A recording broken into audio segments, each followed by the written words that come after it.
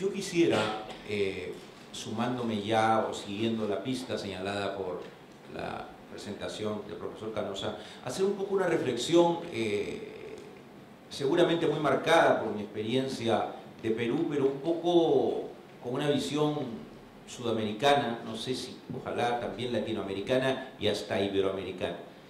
Pero el escenario en la América Latina de estas últimas décadas sin duda es diferente frente al pasado. Han quedado mayormente atrás y desterrados los tiempos de las dictaduras militares y de los golpes de Estado. Tenemos un funcionamiento bastante básico de la democracia política formal. Sin embargo, hay un elemento importante en esta democracia, por ejemplo, en el caso de los países sudamericanos, los 10 básicos de Sudamérica, por ejemplo, en los últimos tiempos, coincidentemente con esta reinstalación de la democracia, en 7 de los 10 países, mediante nuevas constituciones o reformas constitucionales, se incorporó la posibilidad de reelección presidencial inmediata. Perú después ha dado marcha atrás, después de una fallida experiencia, y ahí son 6. Pero de todos modos, por ejemplo, en Sudamérica, y esto también se ha dado en algunos países de Centroamérica, la mayoría de países optaron por permitir la reelección presidencial inmediata al menos por una vez, reconociendo sin duda la norma constitucional o la reforma, el acentuado presidencialismo que hay en nuestros países. Bueno, ¿cómo manejamos esta idea de un presidencialismo fortalecido y personalizado con la idea de pactos y consensos? Porque si el sustento se sabe y se dice, sobre todo más en ámbitos académicos, que las constituciones, para ser duraderas, para ser representativas, tienen que gozar de grados importantes de consensos, de respaldos más o menos amplios y duraderos, y no solo ser proyección de un grupo político o de un líder. Pues bueno, yo creo que en muchos de nuestros países ese problema se plantea, y el gran reto será en el mediano plazo, cuando ya no pueda darse una nueva reelección del o la líder, con algunos que son movimientos políticos más organizados partidariamente y otros que son fuertes liderazgos personales planteados entre comillas como casi irreemplazables, imprescindibles, insustituibles. ¿Cómo vamos a manejar la duración de esas constituciones en el plano político, que han reflejado más mayorías, sin duda, con respaldo popular, pero que no son del todo representativas o inclusivas, y que pueden, en un corto o mediano plazo, ser sustituidas por posturas que hoy están desplazadas o son oposición? O sea, yo creo que entre nosotros el afianzamiento de la democracia y el avance en institucionalidad no ha supuesto en el plano político, en la mayoría de nuestros países, avances en la creación en el plano político de consensos, menos de pactos. Y eso es un factor de debilidad política que, en un contexto también de profundo desprestigio popular de la representación política, de crisis indudable en la mayoría, no en todos, de los países, de los partidos políticos, de casi la minimización de algunos de los partidos tradicionales. Mi país es un ejemplo claro en ese sentido. Pues yo creo que es un escenario que hay que plantear. Y claro, eso también da un cierto divorcio entre la política y la economía. Porque es interesante, por ejemplo, la experiencia en el Perú, donde tras la caída del régimen autoritario de Fujimori, los 3 gobiernos siguientes han sido ocupados por grupos y líderes políticos diferentes, y sin embargo han mantenido en lo esencial una misma política económica. Es decir, cuando por consideraciones de tipo de globalización o de ciertas estrategias, digamos, cambia el grupo político que gobierna, pero la política económica en lo central se mantiene.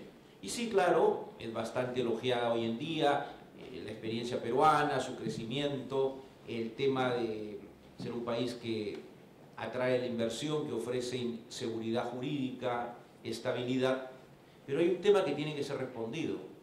¿Por qué estos tres gobiernos que han tenido prosperidad económica, un manejo, dicen, responsable de la economía, cuando termina su mandato los dos primeros, y es muy posible que al actual le pase lo mismo, se ve que por ahí van las cosas, sean gobiernos que, como ya no tenemos reelección presidencial inmediata, obviamente el presidente no puede ir, no tiene un sucesor, el partido de gobierno ni siquiera puede presentar un candidato presidencial y son, a nivel de elecciones parlamentarias, arrasados, minimizados, castigados popularmente.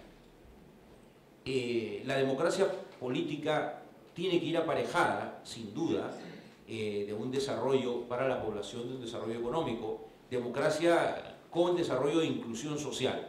Probablemente este factor de inclusión social es el que no viene funcionando suficientemente, pero no sería la mejor receta para el lado de, como podría pensar un político, hacer un gobierno, entre comillas, exitosamente económico, sobre todo exitosa para algunos, pero desastrosamente en términos políticos para el líder y su partido, que le va a ir muy mal en las elecciones siguientes.